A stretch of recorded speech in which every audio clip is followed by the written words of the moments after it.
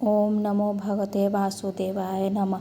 प्रिय भक्तगण, राधे राधे। आपका मेरे चैनल में स्वागत है। आज मैं उपस्थित हुई कार्तिक मास की कथा अध्याय 27 लेकर। आइए हम सुनते हैं कार्तिक मास की कथा अध्याय 27। कृष्ण नाम का आसारा, कृष्ण नाम का ध्यान। 27वां अध्याय अब सुनने लगा है महान। पार्षदों ने कहा, एक दिन की बात है, विष्णुदास ने नित्य कर्म करने के पश्चात भोजन तैयार किया, किंतु कोई छिपकर उसे चुरा ले गया।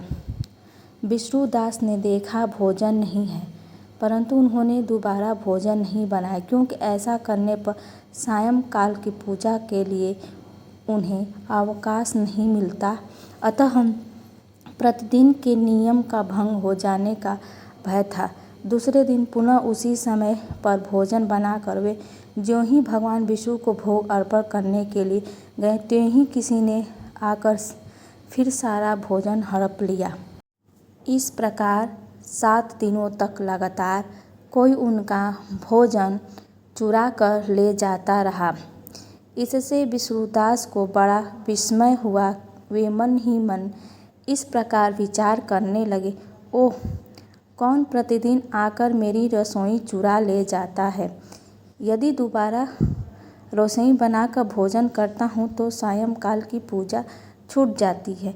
यदि रसोई बनाकर तुरंत ही भोजन कर लेना उचित हो तो मुझसे यह न होगा, क्योंकि भगवान विष्णु को सब कुछ अर्पण किए बिना कोई भी वैष्णव भोजन नहीं करता। आज उपवास करते मुझे 7 दिन हो गए। इस प्रकार मैं व्रत में कब तक स्थिर रह सकता हूँ। अच्छा, आज मैं रसोई की भली भांति रक्षा करूँगा। ऐसा निश्चय करके भोजन बनाने के पश्चात वे वहीं कहीं छिपकर खड़े हो गए। इतने में ही उन्हें एक चंडाल दिखाई दिया, जो रसोई का अन्न हरकर जाने के लिए तैयार खड़ा था। भूख के मारे उसका सारा शरीर दुर्बल हो गया था। मुख पर दीनता छा गई थी। शरीर में हाड़ और चाम के सिवा कुछ शेष नहीं बचा था। उसे देखकर श्रेष्ठ ब्राह्मण विष्णुदास का हृदय करुणा से भर उठा। उन्होंने भोजन चुराने वाले चंडाल की ओर देखकर कहा, भैया, जरा ठहरो ठहरो, क्यों रूखा सूखा खाते हो, यह घी तो ले लो। इस प्रकार कहते हुए विप्रवर विष्णुदास को आते देख वह चंडाल भय के मारे बड़े वेग से भागा और कुछ ही दूरी पर मूर्छित होकर गिर पड़ा। चंडाल को भयभीत और मूर्छित देखकर द्विज श्रेष्ठ विष्णुदास बड़े वेग से उसके समीप आए और दयावश अपने वस्त्र के छोर से उसको हवा करने लगे। तदंतर जब वह उठकर खड़ा हुआ तब विष्णुदास ने देखा वहाँ चंडाल नहीं है, बल्कि साक्षात नारायण ही है। शंख चक्र और गदा धारण किए सामने स्थित हैं। अपने प्रभु को प्रत्यक्ष देखकर विष्णुदास सात्विक भावों के वशीभूत हो गए। वे स्तुति और नमस्कार करने में भी समर्थ न हो सके।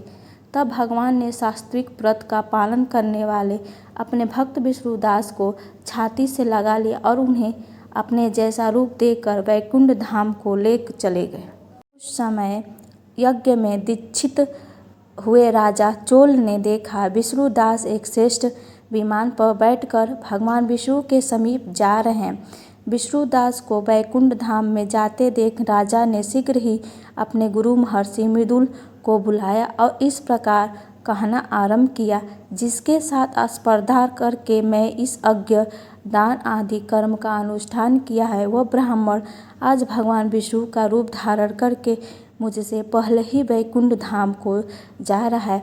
मैं इस वैष्णव धाम में भली भांति दीक्षित होकर अग्नि में हवन किया और दान आदि के द्वारा ब्राह्मणों का मनोरथ पूर्ण किया, तथापि अभी तक भगवान विष्णु मुझ पर प्रसन्न नहीं हुए और इस विष्णुदास को केवल भक्ति के ही कारण श्री हरि ने प्रत्यक्ष दर्शन दिया। अतः जान पड़ता है कि भगवान विष्णु केवल दान यज्ञों से प्रसन्न नहीं होते। उन प्रभु का दर्शन करने के लिए भक्ति ही प्रधान कारण है। दोनों पार्षदों ने कहा। इस प्रकार कहकर राजा ने अपने भांजे को राज सिंहासन पर अभिषिक्त कर दिया। वे बचपन से ही यज्ञ की दीक्षा लेकर उसी में संलग्न रहते थे, इसीलिए उन्हें कोई पुत्र नहीं हुआ था। यही कारण था कि उस देश में अब तक भांजे ही राज्य के उत्तराधिकारी होते हैं। भांजे को राज्य देकर राजा यज्ञशाला में गए और एक यज्ञ कुंड के सामने खड़े होकर भगवान विष्णु को संबोधित करते हुए 3 बार उच्चारण स्वर में निम्नलिखित वचनें बोले। भगवान विष्णु, आप मुझे मन, वाणी, शरीर और क्रिया द्वारा होने वाली अविचल भक्ति प्रदान कीजिए। इस प्रकार कहकर वे सबके देखते देखते अग्निकुंड में कूद पड़े। बस उसी क्षण भक्त वत्सल्य भगवान विष्णु अग्निकुंड में प्रकट हो गए। उन्हें राजा को छाती से लगाकर एक श्रेष्ठ विमान में बैठाया और उन्हें अपने हाथ लेकर वैकुंठ धाम को प्रस्थान किया। नारद जी बोले, हे राजन, जो विष्णुदास थे वे तो पुण्यशील नाम से प्रसिद्ध भगवान के पार्षद हुए और जो राजा चोल थे उनका नाम सुशील हुआ। इन दोनों को अपने ही समान रूप देकर भगवान लक्ष्मीपति ने अपना द्वारपाल बना लिया। प्रिय भक्तगण, ये तो कार्तिक मास की कथा अध्याय 27 थी। आइए हम इसी में सुन लेते हैं कार्तिक मास कथा अध्याय 28। जो सुने कार्तिक मास की कथा प्रेम से वो हो जाए शुद्ध स्वरूप। यह 28वां अध्याय कार्तिक कथा अनुरूप हो। धर्मदत्त ने पूछा, मैंने सुना है कि जय और विजय भी भगवान विष्णु के द्वारपाल हैं।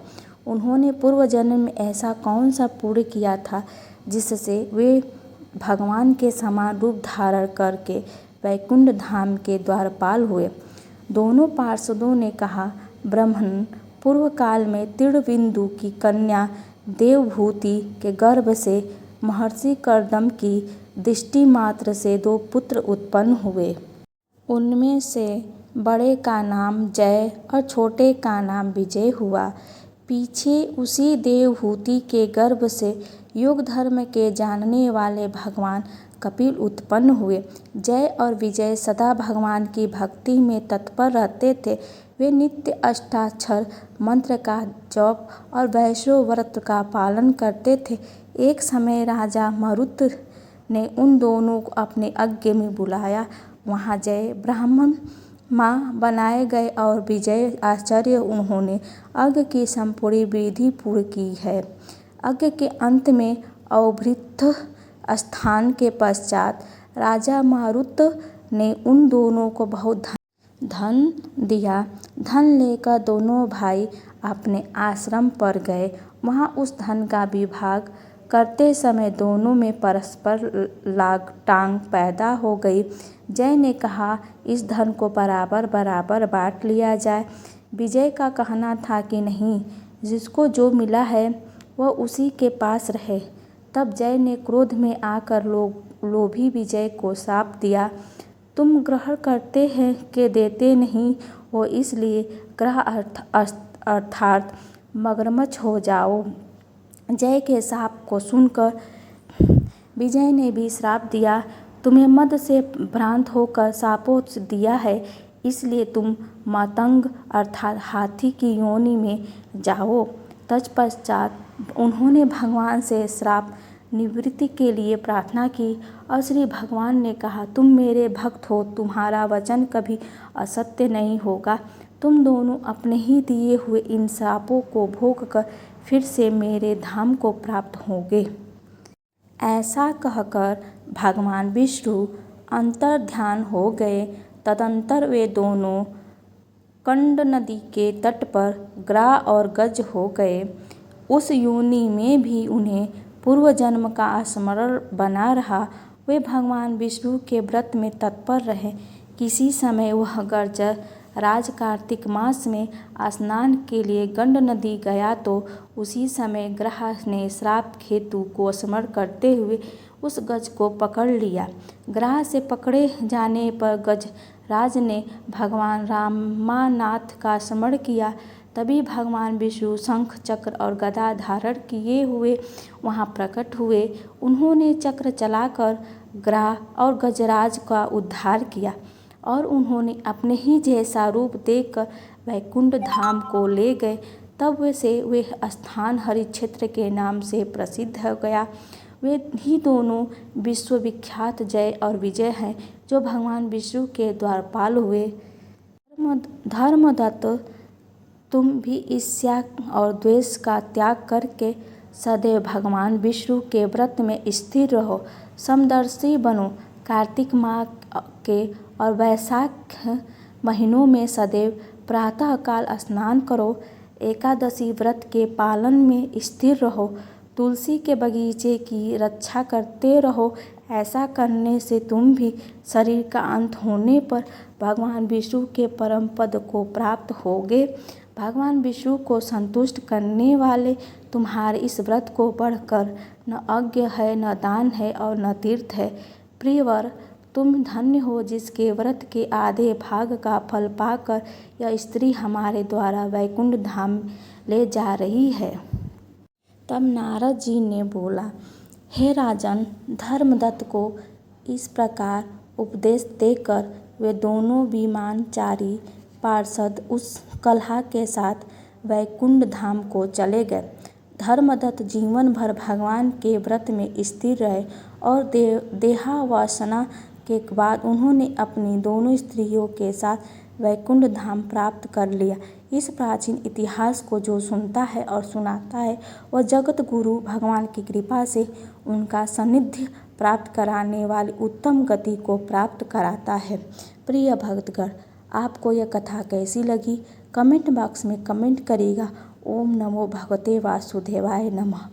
प्रिय भक्तगण, राधे राधे।